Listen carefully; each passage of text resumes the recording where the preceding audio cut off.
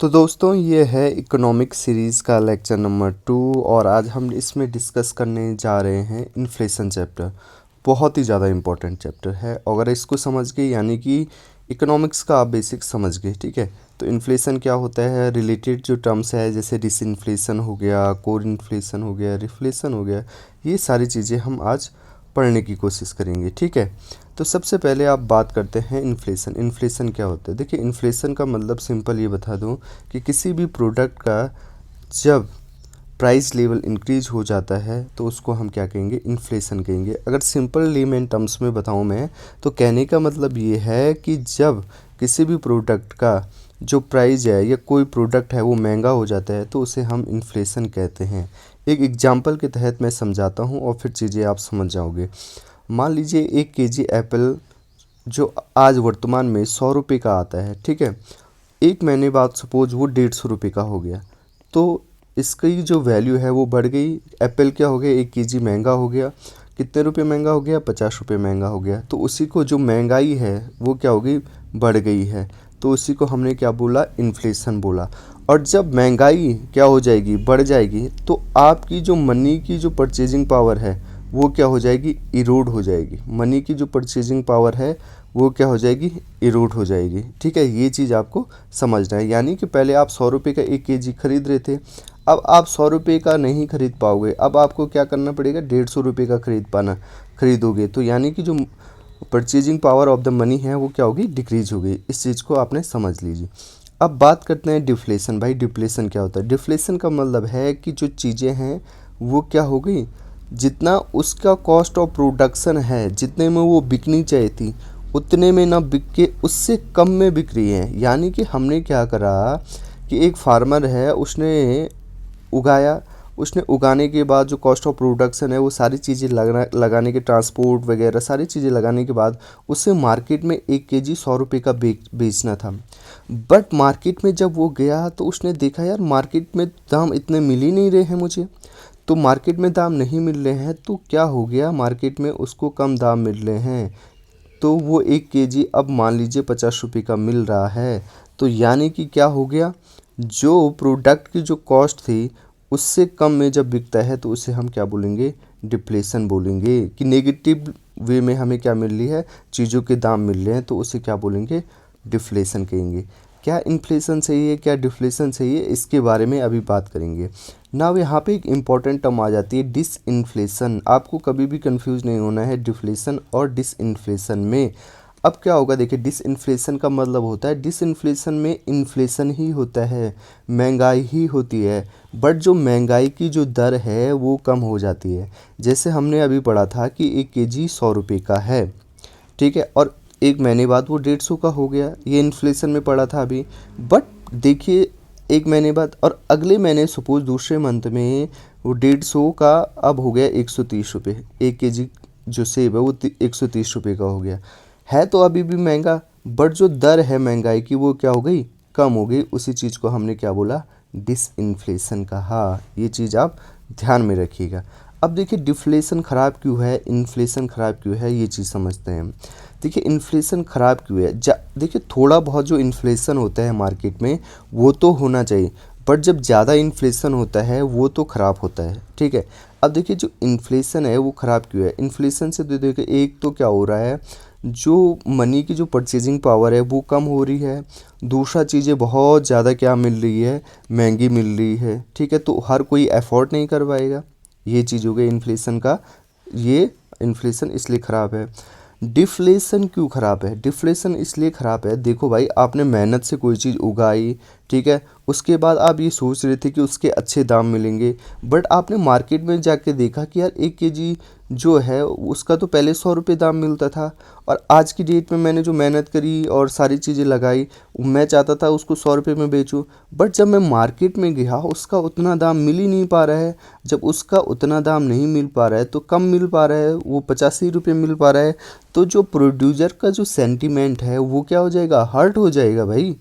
समझ रहे हैं आप बात? तो फिर उसको कम पैसे मिलेंगे, तो फिर वो अगले टाइम पे उतनी ज़्यादा प्रोडक्शन नहीं कर पाएगा, ठीक है, तो ये चीज़ हुई इसलिए डिफ्लेशन ख़राब है। ठीक है, अब धीरे धीरे क्या होता है ना, अगर लगातार डिफ्लेशन रहेगा मतलब नेगेटिव ग्रोथ रहेगी जीडीपी की, नेगेटिव ग्रोथ रहेगी जीडीपी की, तो लगातार अगर टू सक्सेसिव क्वार्टर देखिए, पूरे जब 12 मंथ में 4 क्वार्टर होते हैं। ठीक है, तो अगर लगातार 2 सक्सेसिव क्वार्टर में नेगेटिव ग्रोथ रेट रहेगी, अगर सपोज किसकी, इकोनॉमी की, जीडीपी की, तो हम उसे क्या कहते हैं, रिसेशन कहते हैं। उसे क्या कहते हैं हम, रिसेशन कहते हैं। ये यहाँ पे लिखा हुआ है। अब देखो, इस रिसेशन वाली कंडीशन से अगर हमें बाहर आना है, अगर रिसेशन वाली कंडीशन से बाहर आना है, तो बहुत सारी चीज़ें हमें गवर्नमेंट को करनी पड़ती है, आरबीआई को करनी पड़ती है। जैसे गवर्नमेंट को टैक्स कम करने पड़ते हैं ताकि लोगों के हाथ में ज़्यादा पैसा आए। ठीक है, कुल मिला के मनी सप्लाई को इंक्रीज़ करना पड़ता है। जब मनी सप्लाई इंक्रीज होगी और ठीक है टैक्स कट होंगे, तो इससे क्या होगा, धीरे धीरे लोगों के हाथ में मनी आएगी, धीरे धीरे डिमांड इंक्रीज होगी और धीरे धीरे जो इकोनॉमी हमारी पटरी पे आएगी। तो जब डिफ्लेशन से, रिसेशन से वापस आके इकोनॉमी अपनी पटरी पे आती है, तो उसी चीज़ को क्या कहते हैं, रिफ्लेशन कहते हैं। ठीक है, ये चीज़ आपको ध्यान रखना है। अब the most important thing is the stagflation. देखिए, स्टैगफ्लेशन आपको डायरेक्ट एग्जाम में पूछा जा सकता है कि स्टैगफ्लेशन क्या होता है। देखिए, स्टैगफ्लेशन एक ऐसी कंडीशन है जहाँ पे इन्फ्लेशन रेट भी बहुत ज़्यादा हाई होता है, साथ साथ में अनएम्प्लॉयमेंट भी बहुत ज़्यादा हाई होता है। तो ये दो जो टर्म्स हैं आपको अच्छे से याद रखनी है कि जब अनएम्प्लॉयमेंट प्लस इन्फ्लेशन दोनों ही हाई हो, यानी कि बहुत ही ख़राब कंडीशन ऑफ द इकोनॉमी हो, तब उसको स्टैगफ्लेशन कहा जाता है। आई थिंक इतनी चीज़ें आप समझ गए होंगे। अब बात करते हैं टाइप ऑफ इन्फ्लेशन। देखिए, टाइप ऑफ इन्फ्लेशन, और यहाँ पे मैं आपको ये भी समझाऊंगा कि थोड़ा बहुत इन्फ्लेशन इकोनॉमी में होना चाहिए, बट ज़्यादा इन्फ्लेशन नहीं होना चाहिए। और थोड़ा बहुत इन्फ्लेशन क्यों होना चाहिए उसके बारे में भी मैं आपको समझाऊंगा। देखिए, इन्फ्लेशन वैसे तो बहुत इस तरीके से मैंने यहाँ पे लिखे हैं, वैसे ही इतने ज़्यादा इम्पोर्टेंट है नहीं, बट कभी आपने किताबों में पढ़ लिया, आपको वहाँ पे ये हो जाएगा कि हाँ भाई मैंने ये पढ़ी हुई है, मेरे को समझ में आता है। तो क्रीपिंग इन्फ्लेशन क्या होता है? देखिए, क्रीपिंग इन्फ्लेशन का मतलब होता है जब इन्फ्लेशन 1 से लेकर 5% के बीच में रहता है, 1 से 5 या 6% के बीच में रहता है। ठीक है, ये फिर उसके बाद ट्रॉटिंग इन्फ्लेशन होता है। ट्रॉटिंग इन्फ्लेशन का मतलब 5 से 10% के बीच का इन्फ्लेशन। जब हम क्रीपिंग इन्फ्लेशन को कंट्रोल नहीं कर पाते हैं, तब जाके सिचुएशन ट्रॉटिंग इन्फ्लेशन की आ जाती है, जो कि 5 से 10% के बीच की रहती है। देखिए, जो क्रीपिंग इन्फ्लेशन होता है, जिसे हम बोलेंगे 2 से 6% के बीच में अगर हमारा इन्फ्लेशन रहा, तो ये चीज़ सही है। ये चीज़ क्या है? सही है। 2 से 6% के बीच में इन्फ्लेशन रहना सही इस बात से है क्योंकि उससे क्या होती है, लोगों के पास मनी रहता है, उससे क्या होती है, डिमांड बढ़ती रहती है। देखिए क्या होगा ना, अब मान लीजिए 100 रुपये का क्या मिल रहा था, 100 रुपये का एप्पल मिल रहा था 1 kg। अब वो आज की डेट में सपोज 103 रुपये का मिलता है, तो जो प्रोड्यूसर होगा ना उसको भी खुशी होगी, उसको भी क्या होगी, खुशी होगी कि यार पहले 100 रुपये का मिलता था, 3 रुपये का मुनाफा हो गया, तो वो और ज़्यादा प्रोड्यूस करेगा। वो क्या करेगा, और ज़्यादा प्रोड्यूस करेगा। ठीक है, सामने से सपोज लोगों के वेजेस भी बढ़ रहे हैं। सपोज पहले लोगों को 100 रुपये मिलते थे, अब लोगों को 105 रुपये मिल रहे हैं। ठीक है, 5% का उनको इन्फ्लेशन मिल गया, मतलब महंगा मतलब उनकी वेजेस इंक्रीज हो गई 5%, 105 रुपये मिल गए। सामने 103 रुपये का प्रोड्यूसर को खुशी होगी कि यार पहले 100 रुपये का बिक रहा था, अब 103 रुपये का बिक रहा है। वैसे वेजेस में इंक्रीजेस हो गए। ठीक है, तो अब क्या हो गया, प्रोड्यूसर ने भी ज़्यादा प्रोड्यूस करा, वेजेस ने भी ज़्यादा डिमांड करी, उससे क्या हो जाएगा, डिमांड भी बढ़ गई, प्रोड्यूस भी बढ़ गया, तो इकोनॉमी हमारी और बढ़ गई। अब जब प्रोड्यूस बढ़ गया तो यानी कि जीडीपी इंक्रीज हो गई। ठीक है, और डिमांड भी बढ़ती जा रही है। तो इस तरीके से पूरा जो रोटेशन है इकोनॉमी का वो अच्छा खासा रहता है, थोड़ा बहुत इन्फ्लेशन में जब 2 से 6% के बीच में रहता है। उससे सारे जो इकोनॉमिक सेंटिमेंट्स रहते हैं, जो लोगों के जो सेंटिमेंट्स रहते हैं वो अच्छे रहते हैं, तो जिससे कि जो हमारी इकोनॉमिक ग्रोथ है, जीडीपी ग्रोथ है, वो बढ़ती रहती है। इस चीज़ को ध्यान रखिएगा। तो क्रीपिंग इन्फ्लेशन बता दिया, ट्रॉटिंग इन्फ्लेशन बता दिया। अब गैलोपिंग इन्फ्लेशन बताते हैं। अब ट्रॉटिंग मैंने बताया था 5 से 10% के बीच में। अगर इस इन्फ्लेशन को भी अगर आप कंट्रोल नहीं कर पाए तो गैलोपिंग इन्फ्लेशन की कंडीशन आ जाएगी, जो कि 10 से 20% के बीच में रहेगा। इसको भी नहीं कर पाए तो भाई इन्फ्लेशन भागेगा, रन अवे हो जाएगा, जो कि लगभग 40% के आसपास होगा। ठीक है, 20 से 40%। फिर वो भी नहीं कर पाए तो हाइपर इन्फ्लेशन होगा, जो कि 50 से 60% के बीच या उससे भी 100% के आसपास चले जाएगा। अब देखिए इन्फ्लेशन से, बहुत ज़्यादा इन्फ्लेशन बढ़ने से क्या होता है, एक तो जो मनी की जो परचेसिंग पावर है वो डिक्रीज होती है, महंगाई बहुत ज़्यादा बढ़ जाती है। और महंगाई जब बढ़ेगी तो ठीक है, लोग अफोर्ड नहीं कर पाएंगे, अफोर्ड नहीं कर पाएंगे, लोग हताश हो जाएंगे, लोग हताश हो जाएंगे तो आपस में दंगे करने लग जाएंगे, आपस में दंगे करने लग जाएंगे तो एक दूसरे को क्या करेंगे, परेशान करेंगे, उससे सिविल वार हो जाएगी, इंडिया के अंदर या बाहर पॉलिटिकल इनस्टेबिलिटी हो जाएगी, बहुत ज़्यादा इनइक्वालिटी बढ़ेगी, गरीबी बढ़ेगी, पॉवर्टी बढ़ेगी। तो ये सारी चीज़ें क्या हो जाती है, एक दूसरे से लिंक है, तो ये सारी चीज़ें ख़राब हो जाएंगी अगर बहुत ज़्यादा इन्फ्लेशन बढ़ेगा। इसलिए इन्फ्लेशन को कंट्रोल करना भी बहुत ज़्यादा इम्पोर्टेंट है। और जैसे कि हमारे आरबीआई और हमारी गवर्नमेंट ने जो टारगेट रखा है, ठीक है, 2014-15 में जब उर्जित पटेल कमेटी बनी थी, तो उसके बाद एमपीसी बनी थी, ठीक है, मॉनेटरी पॉलिसी कमेटी बनी थी, जिसने ये टारगेट दिया था कि भाई जो हमारा इन्फ्लेशन है वो 4+-2 होना चाहिए, यानी कि 2 से 6% के बीच में होना चाहिए, इससे भी कम नहीं होना चाहिए, इससे ज़्यादा नहीं होना चाहिए। ये एक अच्छी सिचुएशन है जिससे कि इकोनॉमिक ग्रोथ रेट भी बढ़ती रहती है। ये चीज़ आप समझ गए होंगे। नाउ हम हेडलाइन इन्फ्लेशन की बात करते हैं। देखिए हेडलाइन इन्फ्लेशन का मतलब क्या होता है कि इकोनॉमी के अंदर जितने भी गुड्स एंड सर्विसेज है उनमें कितनी महंगाई हो रही है, उनकी कितनी महंगाई है, तो उसको ही क्या बोलते हैं, टोटल इन्फ्लेशन कह लेते हैं जोड़ के सबको, ठीक है। उसके बाद कोर इन्फ्लेशन क्या हुआ, देखिए कोर इन्फ्लेशन हम देखिए, जब हम टोटल इन्फ्लेशन या हम उसे हेडलाइन इन्फ्लेशन कहेंगे, तो जब हम हेडलाइन इन्फ्लेशन में वो प्रोडक्ट्स हटा देते हैं जो बहुत ज़्यादा वोलेटाइल है, वोलेटाइल का मतलब जिनकी जो कीमत है वो बार बार चेंज होती रहती है, जैसे कि क्या हो गया, फूड एंड फ्यूल। कभी देखोगे आप टमाटर की प्याज बहुत बढ़ गई, टमाटर की प्याज बहुत कम हो गई। वैसे ऑयल की बात करोगे, ऑयल मार्केट ग्लोबली ऑयल की मार्केट बहुत प्राइस बहुत बढ़ गई, बहुत कम हो गई, तो इनका जल्दी जल्दी क्या होता है, चेंज होता रहता है। तो इनका इन्फ्लेशन को ना कैच करना बहुत मुश्किल होता है, क्योंकि ये बहुत ज़्यादा वॉलेटाइल होते हैं। तो जब हम फूड एंड फ्यूल का जो इन्फ्लेशन है उसको घटा देते हैं हेडलाइन इन्फ्लेशन से, तो फिर हमें क्या मिल जाता है, कोर इन्फ्लेशन मिल जाता है। तो ये दो टर्म्स आपको इम्पोर्टेंट है याद रखना, headline inflation and core inflation. अब बात करते हैं कॉज ऑफ इन्फ्लेशन क्या क्या चीज़ें हैं। एक तो होती है डिमांड की वजह से, जब ज़्यादा ही डिमांड हो जाती है उसकी वजह से इन्फ्लेशन बढ़ता है। एक जब हमारी जो प्रोडक्ट की जो कॉस्ट होती है वो बढ़ जाती है तो उसे कॉस्ट पुश इन्फ्लेशन कहते हैं, ठीक है। ये फ्लिप कब है इसे थोड़ा मैं अभी समझाऊंगा। डिमांड पुल इन्फ्लेशन, देखिए डिमांड बढ़नी चाहिए मार्केट में तब जाके इकोनॉमिक एक्टिविटी बढ़ती है, बट डिमांड इतनी ज़्यादा ना बढ़े। डिमांड देखिए, डिमांड बढ़नी चाहिए इकोनॉमी में तब जाके, मैंने अभी आपको बताया था कि जो हमारी इकोनॉमिक एक्टिविटीज़ हैं वो बढ़ती हैं। बट उस डिमांड के सामने हमारी जो सप्लाई है चीज़ों की वो भी क्या होनी चाहिए, बढ़नी चाहिए। अगर वो उस मात्रा में नहीं बढ़ी और डिमांड बहुत ज़्यादा बढ़ गई तो फिर उससे क्या होगा, इनस्टेबिलिटी आ जाती है, इनइक्विलिब्रियम आ जाता है, और उससे क्या हो जाएगा, चीज़ों का दाम बढ़ जाएगा, ठीक है। अब एक एग्जांपल से समझाता हूँ फिर आप समझते रहिएगा। मान लीजिए 1 केजी प्याज है, ठीक है, 1 केजी ओनियन है जिसकी कीमत 20 रुपये है आज की डेट में, ठीक है। अब क्या है, सामने से 2 क्विंटल, मैं समझाने के लिए चीज़ें कह रहा हूँ, ठीक है, सामने से 2 क्विंटल अभी तक प्रोड्यूस हो रहा था इंडिया के अंदर, ठीक है, और इसको लेने वाले पहले थे जैसे 100 लोग थे, ठीक है। अब क्या हो गया, अब प्याज खाने वाले सपोज ज़्यादा हो गए, ठीक है, क्योंकि पॉपुलेशन बढ़ गई। तो सपोज अब 500 लोग हैं जो प्याज को लेने जा रहे हैं, ठीक है, जो प्याज को लेने जा रहे हैं, और सामने से 2 ही क्विंटल प्रोड्यूस हो पा रहा है। तो अब क्या होगा, ज़्यादा लोग कम चीज़ की डिमांड कर रहे हैं, ज़्यादा लोग क्या कर रहे हैं, कम चीज़ की डिमांड कर रहे हैं।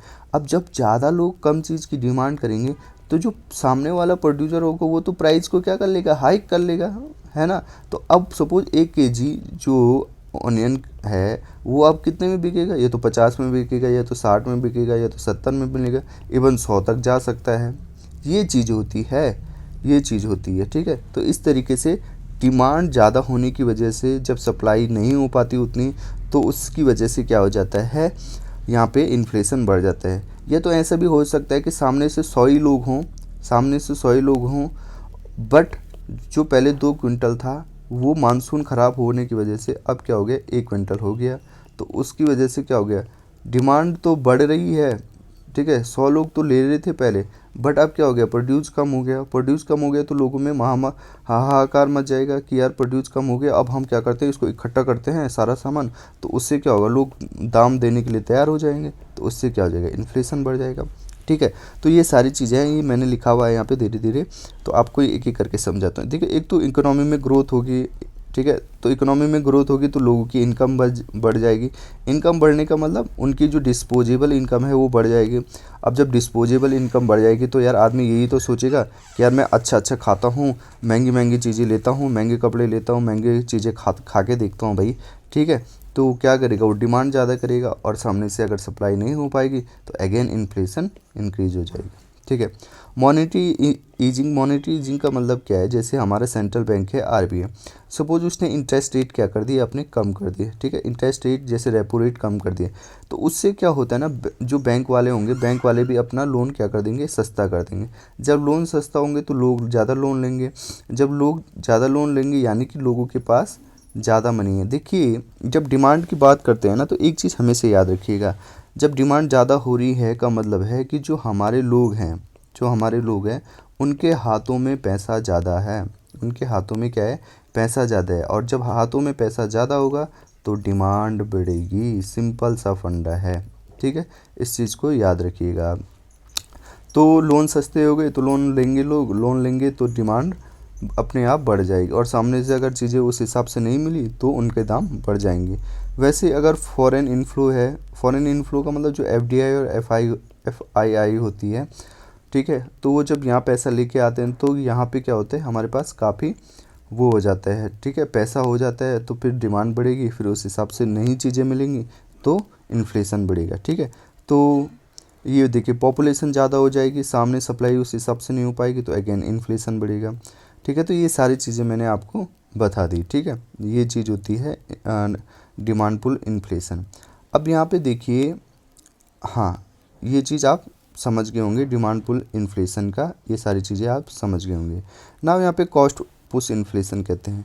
देखिए, कॉस्ट पुश इन्फ्लेशन का मतलब मैंने अभी आपको बताया कि देखिए, कॉस्ट का इंक्रीज हो जाना, कॉस्ट ऑफ प्रोडक्शन का इंक्रीज हो जाना। तो कॉस्ट ऑफ प्रोडक्शन इंक्रीज कैसे कैसे होगी, मान लीजिए इनपुट कॉस्ट ऑफ प्रोडक्शन क्या होगी, इंक्रीज हो गया। अब इनपुट कॉस्ट कैसे इंक्रीज हो जाएगा भाई, अब बता देता हूँ मैं आपको। मान लीजिए यहाँ पे ए कार का एग्जांपल लेते हैं। देखिए, कार को बनाने में आपको क्या लगेगा, कार को बनाने में आपको स्टील लगेंगे, ठीक है, प्लास्टिक लगेगा, रबर लगेगा, ठीक है, ये सारी चीज़ें आपको लगेंगी। ठीक है, अब देखो, जब आप कार बनाओगे ये सारी चीज़ें आपको लगेंगी, बट क्या है ना कि स्टील के सपोज दाम बढ़ गई, प्लास्टिक के दाम बढ़ गई, रबड़ के दाम बढ़ गए, जो कि ये है इनपुट है किसको बनाने के लिए, कार को बनाने के लिए। तो जब इनके दाम बढ़ जाएंगे तो ऑटोमेटिकली क्या हो जाएगा, कार के दाम भी क्या हो जाएंगे, बढ़ जाएंगे। तो जिसकी वजह से क्या होगा, कार के दाम बढ़ गए, यानी कि जो कॉस्ट ऑफ प्रोडक्शन है वो बढ़ गई। कॉस्ट ऑफ प्रोडक्शन जब बढ़ गई तो कार जब मार्केट में बिकने जाएगी तो इसके दाम अपने आप देखने को इंक्रीज देखने को मिलेंगे, तो इस वजह से हमको इन्फ्लेशन देखने को मिल जाएगा। ठीक है, वैसे यहीं पे इनडायरेक्ट टैक्सेस का समझाता हूँ। अब देखिए, कार बनी, सपोज कार बन गई, ठीक है, कार का ऑलरेडी इनपुट कॉस्ट तो बढ़ गई, ठीक है, इनपुट कॉस्ट बढ़ गई, साथ साथ में गवर्नमेंट ने टैक्सेस भी लगा दिए इस पर अलग तरीके से, ग्रीन टैक्स लगा दिया, इधर का वो दूसरा टैक्स लगा दिया, रोड टैक्स लगा दिया, अलग फलग अनेक टैक्स लगा दिए, इनडायरेक्ट टैक्स सपोज लीजिए, ठीक है, प्रोसेसिंग टैक्स लगा दिया, तो कार के दाम क्या हो जाएंगे, और ज़्यादा बढ़ जाएंगे और हाइक हो जाएंगे। तो जब मार्केट में बिकेगी तो वो और ज़्यादा महंगी बिकेगी, जब वो महंगी बिकने लग गई तो यानी कि इन्फ्लेशन बढ़ गया। ठीक है, कॉस्ट बढ़ गई और कॉस्ट की वजह से क्या हो गया, इन्फ्लेशन बढ़ गया। ठीक है, महंगाई बढ़ गई। उसी तरीके से अगर आप देखोगे, ऑयल की बात करते हैं हम, जो कच्चा तेल होता है, ग्लोबली क्या होता है, ऑयल की सप्लाई होती है। अब सपोज ग्लोबली जो सप्लाई ऑफ ऑयल है वो कम हो गई। अब जब सप्लाई ऑफ ऑयल कम हो गई तो फिर क्या होगा, सपोज ट्रांसपोर्ट कॉस्ट भी क्या हो जाएगी, बढ़ जाएगी।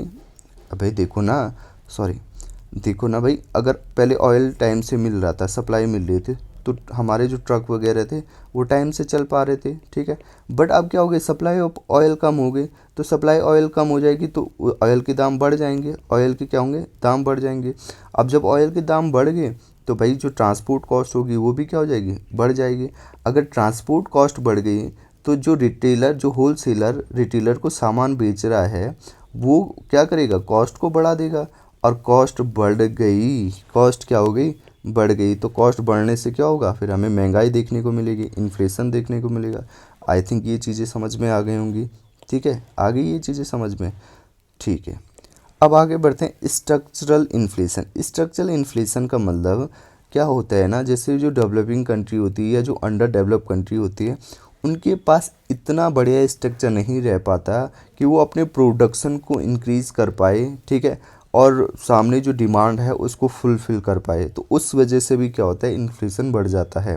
अब कैसे, देखो यार, जैसे बैकवर्ड एग्रीकल्चर होगा तो क्या होगा, अगर हमारा बैकवर्ड एग्रीकल्चर होगा और हमारी इतनी ज़्यादा पॉपुलेशन है 140 बिलियन की, तो फिर क्या होगा, तो फिर क्या होगा, हम 140 लोगों को खाना उस हिसाब से नहीं खिला पाएंगे।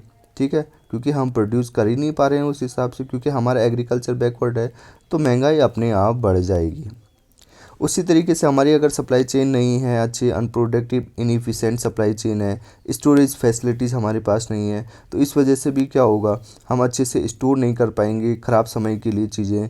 तो उससे क्या हो जाएगा, महंगाई बढ़ेगी। हमारी टेक्नोलॉजी उस हिसाब की है ही नहीं कि हम क्या कर पा रहे हैं, फूड प्रोडक्शन उतने बड़े लेवल पे कर पा रहे हैं। या टेक्नोलॉजी है ही नहीं कि हम कार का जो दाम है वो कम कर पा रहे हैं, क्योंकि हमारे पास R&D करने के लिए पैसा है नहीं। तो फिर क्या हो जाएगा, जब चीज़ें बिकेंगी और जो मॉडर्न टेक्नोलॉजी का यूज़ नहीं करेंगे, ठीक है, ऐसी वैसी टेक्नोलॉजी का यूज़ करेंगे, तो उसका कॉस्ट ऑफ प्रोडक्शन अपने आप इंक्रीज़ हो जाएगा और जब मार्केट में जाएगी तो ऑब्वियसली महंगी बिकेगी। तो ये चीज़ हो गई स्ट्रक्चरल इन्फ्लेशन में। इंफ्रास्ट्रक्चर हमारा सही नहीं होगा, रोड नहीं होंगे ढंग से, पोर्ट ढंग से नहीं होंगे। तो सपोज रोड सही नहीं है तो देहरादून से भाई चमोली में जाने में क्या होगा, ट्रक को समय लगेगा। अब समय लगेगा तो वो क्या बोलेगा कि यार मेरे को 2 दिन लग गए, 3 दिन लग गए, भाई मुझे तो अपने 3 दिन का पैसा चाहिए, किसको, ट्रक का। तो अपने आप चीज़ें क्या हो जाएंगी, महंगी हो जाएंगी। तो इस चीज़ को ही स्ट्रक्चरल इन्फ्लेशन हमने कह दिया। ठीक है, ये चीज़ होगी। दूसरी बात है, देखिए, एक होता है कार्टिलाइजेशन, एक होता है होर्डिंग। देखिए कार्टिलाइजेशन में क्या होता है ना, देखिए जैसे आप मार्केट में गए, मार्केट में आप गए और सपोज आप, एक छोटा सा एग्जांपल देता हूँ, जैसे आप बाल कटाने गए, ठीक है। अब जब आप बाल कटाने गए तो वहाँ पे सपोज 5 दुकानें थी मार्केट में आपके। सभी ने क्या बोला, एक दूसरे के साथ आके मिल के बोला, भाई देखो हम जो बाल काटेंगे ना वो हम काटेंगे 200 रुपये के।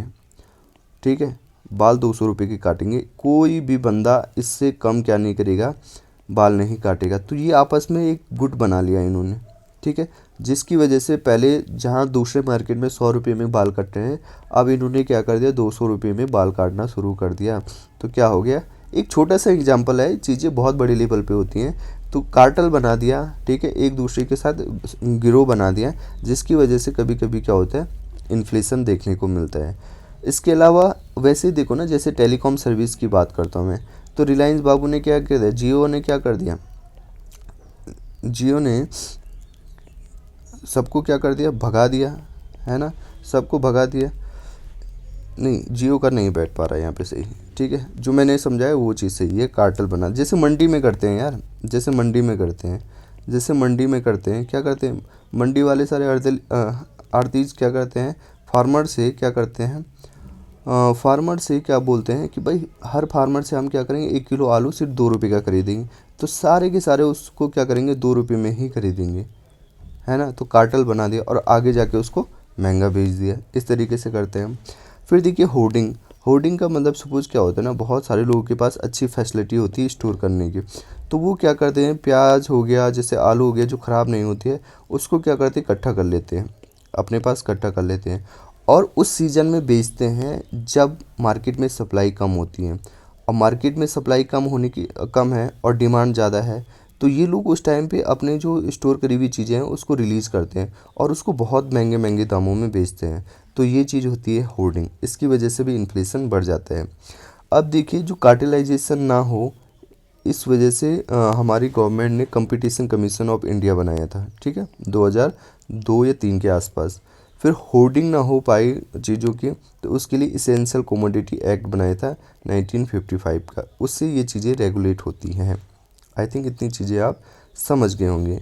अब देखिए जब इन्फ्लेशन होता है तो इन्फ्लेशन से कौन कौन लोग हर्ट होते हैं। देखिए इन्फ्लेशन से कौन कौन लोग हर्ट होते हैं, यहाँ पे एक चीज़ समझा भी देता हूँ, फिर चीज़ें आप समझो।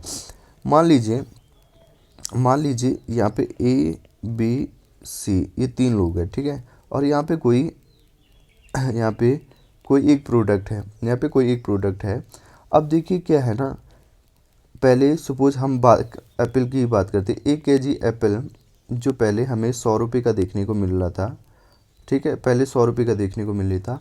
मान लीजिए यहाँ पे हम बात कर रहे हैं वो अब 110 रुपये का देखने को मिलेगा, 110 रुपये का देखने को मिलेगा। और ये 3 लोग कौन है, ये 3 लोग ऐसे हैं जिनकी फिक्स्ड इनकम है, जैसे हमारे गवर्नमेंट सर्वेंट हो गए, पेंशनर हो गए, या उनको देखो गवर्नमेंट क्या करती है ना, महंगाई भत्ता भी देती है। तो मान लीजिए ये जो लोग थे पहले वो 100 रुपये कमा रहे थे, तीनों के तीनों, ठीक है, 100 रुपये कमा रहे थे। अब क्या हो गया ना, इनकी सपोज इनकम हल्की फुल्की बढ़ी भी, इनकी सपोज इनकम बढ़ी भी, गवर्नमेंट ने इसको महंगाई भत्ता भी दे दिया, बट महंगाई भत्ता गवर्नमेंट ने सिर्फ इनको 5% दिया, तो इनकी जो इनकम होगी वो कितनी हो जाएगी, 105 रुपये हो जाएगी। इनकी जो इनकम है वो क्या हो जाएगी, 105 रुपया हो जाएगी, ठीक है। अब यहाँ पे आप एक चीज़ देखिए, यहाँ पे आप एक चीज़ देखिए, महंगाई बढ़ी 10%, ठीक है, और इनकी इनकम बढ़ी 5%, इनकी इनकम बढ़ी 105% बढ़ी। तो आप देखेंगे क्या इन्फ्लेशन इनको हर्ट करेगा, हाँ बिल्कुल हर्ट करेगा, क्योंकि इनकी इनकम उस लेवल से नहीं बढ़ पा रही है जिस लेवल से इन्फ्लेशन बढ़ रहा है, ठीक है। तो सपोज मान लीजिए मार्केट में जा रहे थे पहले 1 kg एप्पल 100 रुपये का खरीद पा रहे थे, जिनकी जितनी इनकी इनकम है, बट अब ये क्या नहीं कर पाएंगे, 1 kg एप्पल नहीं खरीद पाएंगे, क्योंकि ये क्या थे, ये अब 1 kg एप्पल 110 रुपये का हो गया है, और इनकी इनकम तो बस 105 रुपये है, तो इनको 5 रुपये क्या करना पड़ेगा, उधारी लेनी पड़ेगी। एक समझाने का तरीका है ये। तो या तो आपकी जो इनकम है वो इन्फ्लेशन रेट से ज़्यादा बढ़नी चाहिए, यानी कि आपकी जो ये इनकम है 11% से बढ़ेगी, यानी 111 रुपये हो जाएगी, या 15% बढ़ेगी 115 रुपये हो जाएगी, तब आप इन्फ्लेशन को बीट कर पाओगे, तब आप इन्फ्लेशन को बीट कर पाओगे। बट अगर आपकी जो इनकम है उस लेवल से नहीं हो पा रही है इंक्रीज, तो फिर आप इन्फ्लेशन से क्या हो जाओगे, हर्ट हो जाओगे, ठीक है। आपकी जो परचेजिंग पावर है वो कम हो जाएगी, इस चीज़ को ध्यान रखिएगा। वैसे ही क्या होता है, वैसे ही इस चीज़ को हटा देता हूँ, ये चीज़ तो आप समझ गए होंगे। वैसे ही क्या होता है बैंकिंग में भी होता है, वैसे ही क्या होता है बैंकिंग में भी होता है। बैंकिंग में सपोज आपने बैंक में आपने सपोज यहाँ पे 100 रुपये रखे, बैंक में आपने 100 रुपये रखे। अब बैंक वाले बोल रहे हैं भाई हम आपको जो इंटरेस्ट रेट देंगे ना वो 4 से 5% का देंगे। कितने का देंगे, 4 से 5% का, 1 साल बाद। तो आपकी जो इनकम होगी, मान लीजिए 5% का इंटरेस्ट दिया बैंक ने आपको, तो वो अब आपकी 1 साल बाद इनकम होगी 105 रुपये। बट भाई जो इन्फ्लेशन है वो तो इतना ज़्यादा बढ़ गया, क्या हो गया, वो जो इन्फ्लेशन है वो क्या हो गया, ज़्यादा बढ़ गया। अब इन्फ्लेशन का जो रेट है वो सपोज 7% से इन्फ्लेशन बढ़ गया, तो इन्फ्लेशन कितने का हो गया, 107 रुपये का, ठीक है, 7% से इंक्रीज हो गया। तो अब देखेंगे 1 साल बाद अगर आप देखोगे तो आपकी जो 100 रुपये की जो वैल्यू है वो 105 रुपये हो गई। बट क्योंकि मार्केट में इन्फ्लेशन बढ़ने से वो 100 रुपये की चीज़ आज की डेट में कितनी हो गई, 107 रुपये हो गई। तो आपको यहाँ पे 2 रुपये का घाटा नहीं हो गया, यहाँ पे आपको 2 रुपये का घाटा नहीं हो गया। समझ रहे हैं आप बात को, तो यहाँ पे 2 रुपये का घाटा आपको हो गया। भले आपने देखा कि यार मेरे 100 रुपये 105 रुपये तो हो गए, बट अगर आप मार्केट में जाओगे तो वहाँ पे आपको देखने को मिलेगा कि मुझे 2 रुपये का घाटा हो गया। तो इसी को हम बोलते हैं, देखिए ये हो गया नॉमिनल ग्रोथ रेट, ठीक है, नॉमिनल ग्रोथ रेट हो गया। हाँ देखिए, एक होता है नॉमिनल और एक होता है रियल एक होता है नॉमिनल और एक होता है रियल, ठीक है। नॉमिनली तो हमें लग रहा है, नॉमिनली तो हमें लग रहा है कि हमारी वैल्यू बढ़ गई, बट रियल में हम कितने रुपए पीछे हो गए, 2 रुपये पीछे हो गए, ठीक है। रियल मतलब जब हम इन्फ्लेशन को एडजस्ट नहीं करते हैं, और नॉमिनल मतलब जब हम इन्फ्लेशन को एडजस्ट करते हैं, ये चीज़ ध्यान रखिएगा, ठीक है। तो ये चीज़ होगी, तो नॉमिनल और रियल में समझ गए। अब नॉमिनल का मतलब जब हम इन्फ्लेशन को जोड़ेंगे उसमें, ठीक है, जैसे हमने 100 रुपये में इन्फ्लेशन जोड़ा तो वो नॉमिनल रेट हो गया, नॉमिनल रेट हो गया। जब हमने इन्फ्लेशन को जोड़ा ही नहीं, वो 100 रुपये है, ठीक है, इन्फ्लेशन को जोड़ा ही नहीं, 100 रुपये ही है वो, तो वो 100 रुपये रियल हो गया। समझ रहे हैं बात को। तो हमेशा जब भी हम मार्केट में जाते हैं, कोई भी चीज़ हम इन्वेस्टमेंट करते हैं, तो हमें एक चीज़ हमेशा याद रखनी होती है कि भाई हमारा जो रियल जो हमारा जो नॉमिनल ग्रोथ रेट है, क्या वो इन्फ्लेशन से मैच कर पा रहा है, या हमारी जो इनकम है क्या वो इन्फ्लेशन से ज़्यादा बढ़ेगी, तब जाके हम पॉजिटिव में आएंगे, वरना हमारी जो परचेजिंग पावर है वो तो घटती जाएगी भाई। इस चीज़ को ध्यान रखिएगा, ठीक है। तो अब आप इस चीज़ को समझ गए होंगे। तो देखिए, लो इनकम ग्रुप क्या होंगे, हर्ट होंगे। फिक्स्ड इनकम ग्रुप इन्फ्लेशन से हर्ट हो गए, क्योंकि उनकी परचेजिंग पावर क्या हो जाएगी, ख़त्म हो जाएगी, ठीक है। इसके अलावा एक चीज़ और है, देखिए अगर इंडिया के अंदर बहुत ज़्यादा इन्फ्लेशन हो गया, तो हमें महंगी चीज़ें मिलेंगी। तो सपोज़ एक पेन हमें मिल रही है 10 रुपये की, एक पेन हमें 10 रुपये की मिल रही है, और चाइना में वही पेन 2 रुपये की मिल रही है। और सपोज वो पेन अब इंडिया के अंदर आती है, अगर इंडिया की गवर्नमेंट उस पर 100% ड्यूटी भी लगाती है, तब भी वो पेन हमें इम्पोर्ट से क्या, जब हम उसको इम्पोर्ट करेंगे तो वो 4 रुपये की मिलेगी। तो यानी कि क्या होगा, अगर इंडिया के अंदर बहुत ज़्यादा इन्फ्लेशन होगा, तो फिर जो इंपोर्ट करने की जो टेंडेंसी होगी, जो हमारी इंपोर्ट होगा, वो क्या हो जाएगा, बढ़ जाएगा। आज की डेट में ऐसे ही तो हो रहा है।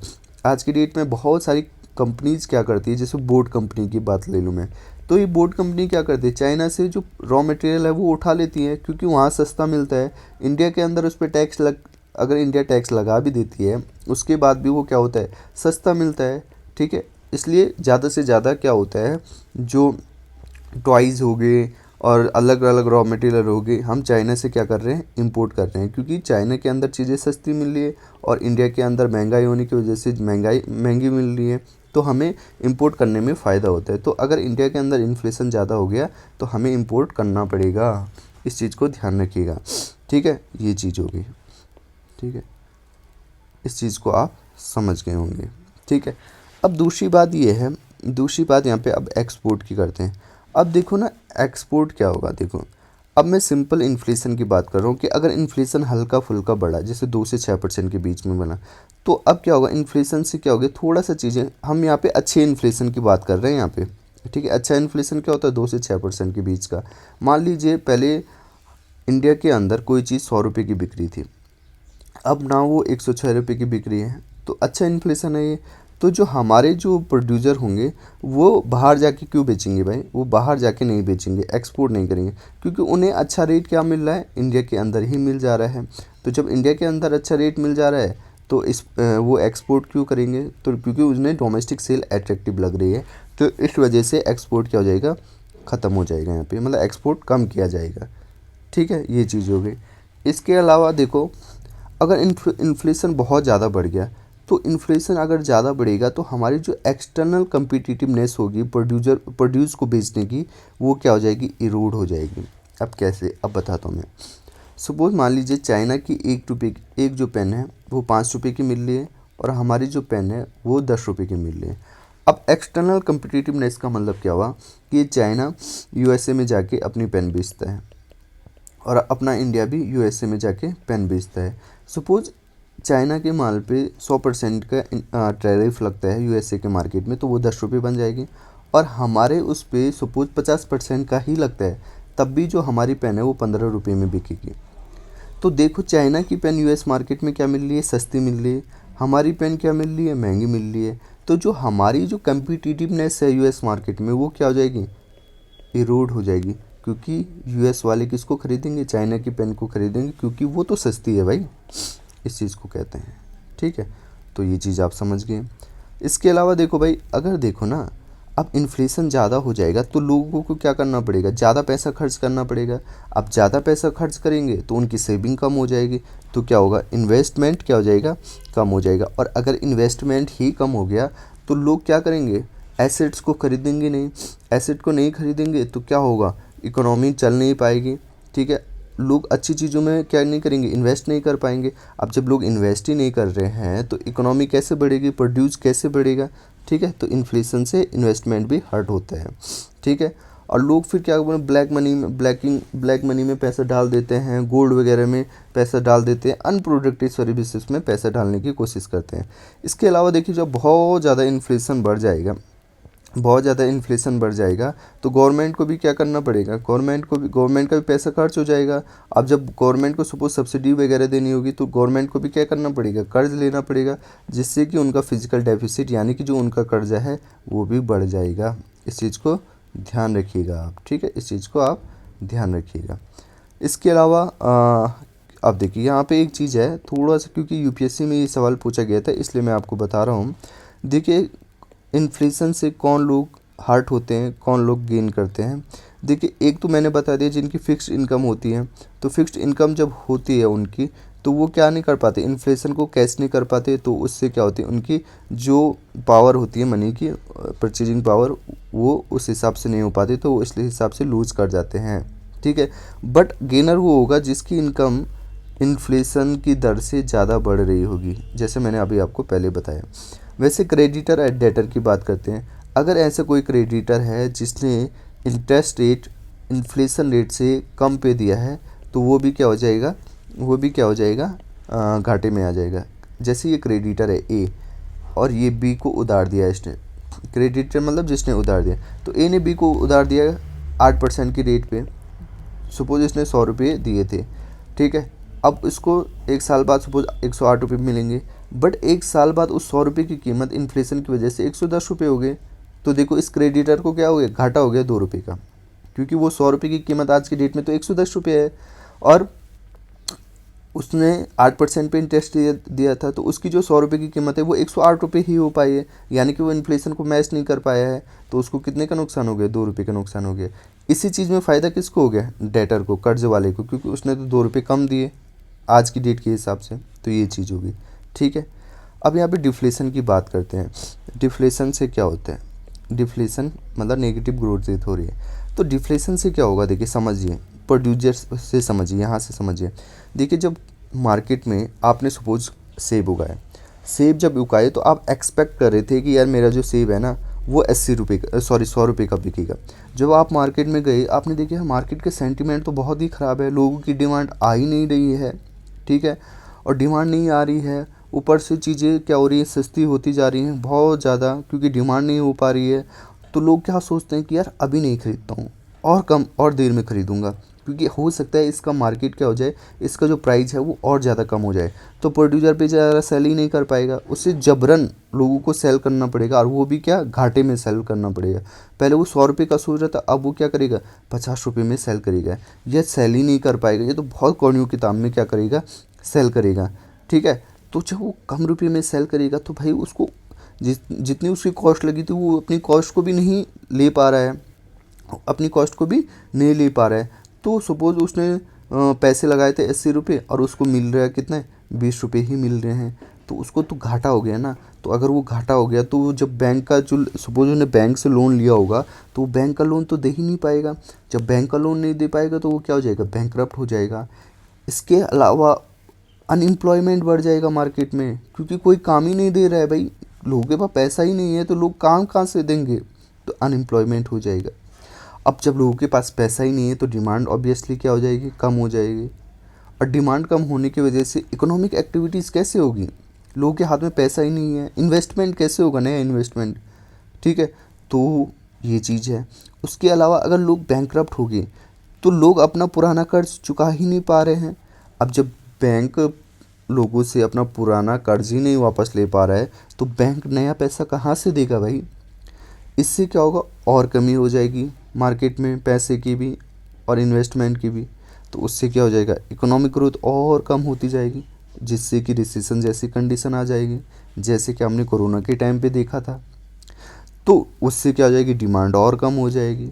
तो ये इस तरीके से साइकिल चलता रहेगा, और फिर क्या हो जाएगा, पूरे की पूरा जो इकोनॉमिक है वो क्रैश हो जाएगी। इस चीज़ से बाहर निकलने के लिए देखिए, जब भी डिफ्लेशन होता है, रिसेशन होता है, इन चीज़ों से बाहर निकलने के लिए हमें क्या करना पड़ता है, मार्केट में लोगों के हाथ में पैसा देना होता है, ताकि लोग डिमांड करें, तो कि लोग डिमांड करें, थोड़ा थोड़ा इन्फ्लेशन बढ़े। मैंने बताया ना पहले कि इन्फ्लेशन थोड़ा बहुत बढ़िया होता है, चीज़ें वापस आए, बैक टू द ट्रैक आए, तो लोगों के हाथ में पैसा देना पड़ेगा। तो पंप प्राइमिंग करनी पड़ेगी। पंप प्राइमिंग का मतलब होता है मार्केट में पैसा फेंकना पड़ेगा, लोगों के पास पैसा देना पड़ेगा। फिजिकल स्टिमुलस का मतलब होता है कि सरकार को कुछ ऐसा करना पड़ेगा कि लोगों के हाथ में पैसा आए, ताकि लोग डिमांड करें। डिमांड करेंगे तो फिर क्या होगा, चीज़ें सामने से प्रोड्यूस सेल होंगे तो फिर क्या हो जाएगा, उनको पैसा मिलेगा, फिर वो इन्वेस्टमेंट करेंगे, इन्वेस्टमेंट करने से इकोनॉमिक एक्टिविटीज़ बढ़ेंगी। इस तरीके से चीज़ें चलती हैं। तो क्या करना पड़ेगा, गवर्नमेंट को क्या करना पड़ेगा, गवर्नमेंट फिजिकल पॉलिसी मतलब गवर्नमेंट क्या स्टेप लेगी, गवर्नमेंट क्या करेगी, टैक्स कट कर लेगी, ताकि लोगों के हाथ में ज़्यादा पैसा आए, लोग ज़्यादा डिमांड करें। समझ रहे हैं बात को। फिर देखिए, गवर्नमेंट को इन्वेस्ट करना पड़ेगा इंफ्रास्ट्रक्चर पे गवर्नमेंट को इन्वेस्टमेंट करना पड़ेगा, ताकि चीज़ों से रिटर्न मिल सके, ताकि रिटर्न मिलेगा तो पैसा आएगा। ये सारी चीज़ें देखनी पड़ेंगी, ठीक है। ब्लैक मनी पे कंट्रोल करना पड़ेगा। इसके अलावा मॉनेटरी पॉलिसी की बात करते हैं, तो मॉनेटरी पॉलिसी में क्या होगा, जो पॉलिसी रेट होता है जैसे रेपो रेट वगैरह होता है, तो उससे क्या होगा, जो बैंक होंगे अपनी जो इंटरेस्ट होंगे वो कम करेंगे, कट करेंगे, तो जिससे क्या होगा, वो लोन सस्ते में मिलेंगे। जब लोन सस्ते में मिलेंगे तो लोगों के पास पैसा आएगा। जब पैसा आएगा तो डिमांड इंक्रीज होगी तो इकोनॉमिक एक्टिविटी मिलेगी, ठीक है। इसके अलावा अगर ज़्यादा ही ख़राब चीज़ हो गई तो प्रिंटिंग मनी का जो पैसा है उसको प्रिंट करना पड़ सकता है आरबीआई को, तब जाके पैसा मिलेगा। तो कुल मिला के ये है कि जब क्या होगा, जब मार्केट में लोगों की जब डिफ्लेशन आ जाएगा या जब इकोनॉमिक एक्टिविटी बिल्कुल भी नहीं होंगी, तो मार्केट में पैसा फेंकना पड़ेगा, लोगों के पास पैसा देना पड़ेगा, तब जाके इकोनॉमिक एक्टिविटी वापस ट्रैक पे आएंगे। और दूसरा, जब इन्फ्लेशन बहुत ज़्यादा बढ़ पाएगा, यानी कि डिमांड होगी, लोगों की वेजेस बढ़ जाएंगे, तो उस केस में लोगों के हाथ से पैसा खींचना पड़ेगा, लोगों के हाथ में पैसा कम करना पड़ेगा, ताकि चीज़ें बैक टू द ट्रैक आए, लोगों की डिमांड कम हो सके और सप्लाई के साथ मैच हो सके। तो इन्फ्लेशन और डिफ्लेशन में यही अंतर है। इन्फ्लेशन जब ज़्यादा होता है तो लोगों के हाथ से पैसा खींचना पड़ता है, किसकी वजह से, टैक्स बढ़ा देंगे, रेपो रेट बढ़ा देंगे, ये सारी चीज़ें कर लेंगे। ये हम वहाँ पे भी समझेंगे जब हम आरबीआई की मॉनेटरी पॉलिसी और फिजिकल पॉलिसी पढ़ेंगे, ठीक है। तो जब इन्फ्लेशन होगा तो लोगों की डिमांड कम करने के लिए उनके हाथ से पैसा खींचना पड़ेगा, ताकि इन्फ्लेशन सही जगह पे आए। और जब डिफ्लेशन होगा या इकोनॉमिक एक्टिविटी बहुत कम होंगी, रिसेशन जैसी कंडीशन आए, तो लोगों के हाथ में पैसा देना पड़ेगा। तो ये टैकल करने की, ये दोनों चीज़ें क्या है, टैकल करना है, ताकि इकोनॉमिक एक्टिविटीज़ हमारी सही तरीके से चल सके और जो हमारा इन्फ्लेशन है वो 2 से 6% के बीच में रहे, ये चीज़ होती है। तो आई होप इन्फ्लेशन वाली चीज़ें हैं मैं आपको अच्छे से समझा पाया हूँ। इसमें कुछ और भी चीज़ें हैं, जैसे WPI CPI, इसको अगले लेक्चर में पढ़ेंगे। फिर ये लेक्चर क्या हो जाएगा ना, बहुत बड़ा हो जाएगा। समझ रहे हैं आप बात को। तो आई होप मेरी जो मतलब कोशिश थी वो आपको अच्छे से समझाने की थी। आई होप आप उस चीज़ को समझ भी पाए होंगे। लेक्चर कैसा लगा ना, आप कमेंट बॉक्स में ज़रूर बताना यार, फिर ताकि मुझे ये पता चल जाएगा कि जो मैं पढ़ा रहा हूँ वो सही पढ़ा रहा हूँ और आपको समझ में भी आ रहा है, ठीक है। बस इतना कष्ट कर लीजिएगा आप, बाकी सब्सक्राइब करना नहीं करना वो तो डिपेंड करता है कि कैसे पढ़ाया है मैंने, ठीक है। तो अभी इतना ही रखते हैं।